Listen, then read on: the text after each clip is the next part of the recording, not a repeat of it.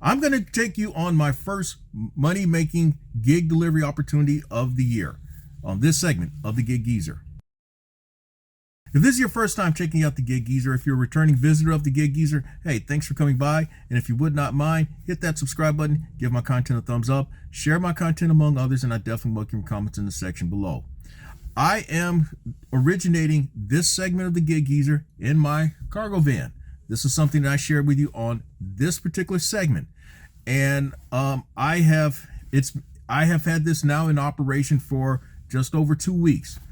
My actual first opportunity using this cargo van doing gig delivery work occurred on December 17, 2022, in which I went up to Charlotte and did some catering delivery opportunities. And then I also used it for DoorDash and Grubhub, and I believe even a roadie, but if not, it was at least DoorDash and Grubhub. I made that day up in Charlotte almost $400, and then when I came back down to Columbia, I completed a few more orders, and I made well over $430 that day. I went up to Charlotte again with this van and had another money-making opportunity. I made about $135 that day. I had not the same type of catering opportunities. Now, these catering opportunities that I'm talking about were on the Dlivrd app. In fact, this is a link for those of you who may be interested in being onboarded with Dlivrd.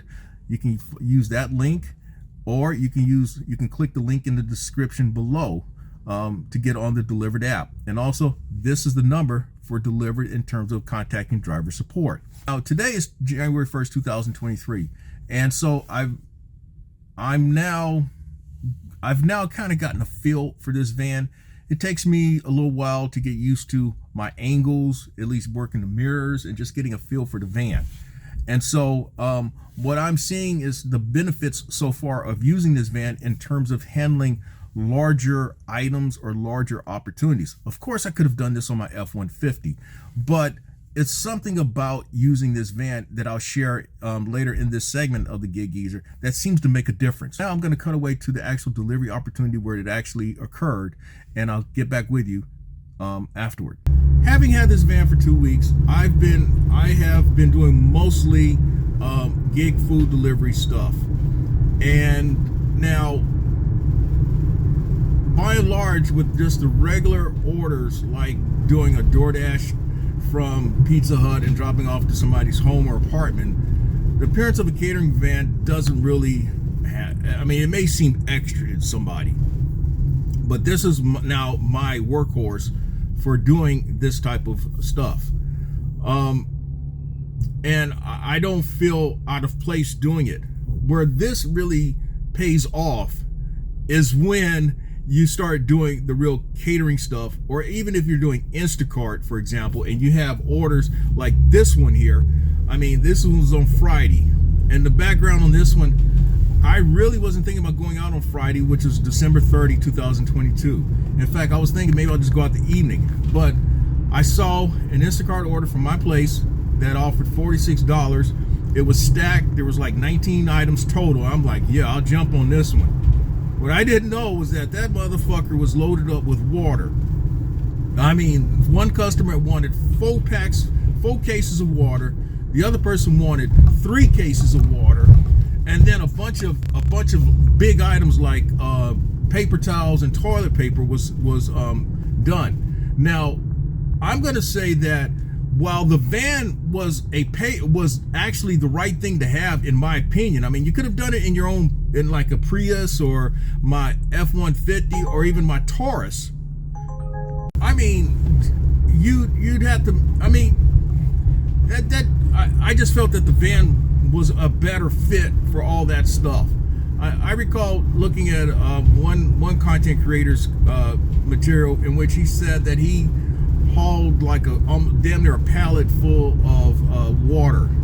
It's like almost 1,000 pounds, and he's trying to fit all that stuff in his vehicle. He had to call someone else to help transport that stuff. I've shown where in this segment of the Gig Geezer where I actually transported 3 heating and air units, but I also lost the rear window in the process, and that was an insurance claim that I didn't like to have made. Whereas if I had this cargo van, all I had to do was just have the guy put them in with that forklift, closed the door, and kept moving. But the mistake I made with that order was that was a $46 order. The total tip was $19 between the two customers. And even then, Instacart, I mean, for what they're paying, what was paid, I have in a different segment of the Gig Geezer shown how Instacart has robbed drivers of at least $50 million since March 2020, based on the distance surcharge that we should get a piece of, and the heavy order surcharge that we should get a piece of. Somehow the base pay on that order was $23. The mileage was over 23 miles. And somehow that all comes out, they're gonna tell me that shit comes out to $23. We're supposed to get $10 for the heavy load, $10 for the distance, and then the mileage, if you multiply 60 times 23 comes out to about $13. That should have been $33 base. So Instacart got over on me about $10. And so but again, it was $46. I didn't realize all those items was on that order, and those type of items was on that order until I actually opened the app once I got to Sam's. So that was on me. That you could say that was damn near a thirst move on my part. The very thing that I talk really bad about. Well, I've also used this for roadie orders and some point pickup orders in which I've had 65-inch TVs to deliver to people, and those are a lot easier. I mean, I put them on the F-150. I can put a 65 on the F-150, but the end sticks out over the tailgate, and it doesn't close. The soft cover doesn't completely, cover the television. But with it in a cargo van, you just open the door, put it in, and keep on moving. So those are some things that I've seen so far. But again, I've not yet gotten to the point where I'm transporting the real shit, the cargo stuff, where you're going to be paid some money, or even tires. I'd love to be in a situation where I am transporting tires. But anyway, we're almost at the Chicago Pizza opportunity. And so I'll get back with you from the parking lot. Alrighty, I am about to head out from here at Old Chicago Pizza. I am in the process of completing my first gig delivery opportunity of 2023. It's a catering opportunity from Dlivrd, and this is going about 7 to 8 minutes away to a bank building. There's about almost $700 worth of items in the back, and it's taken up 3 catering bags, and there are 2 boxes that are with it. There's a box of salad, and then there's a box of dressings and things like that. As you can tell on the inset, the first set of pictures that you're seeing right now, the first video that you're seeing, the first B-roll that you're seeing, is the van empty, and the next B-roll that you're seeing is the van with the items. Now, I've shown in previous Gig Geezer segments where I've handled $2,000 worth of catering items, and that's on multiple occasions. With this cargo van, I can handle even larger orders, and with the greater scheme of things, this van is capable of transporting 2, maybe 3 pallets of cargo, and that cargo could weigh in upwards of 3,000 pounds. That could be done safely in this van.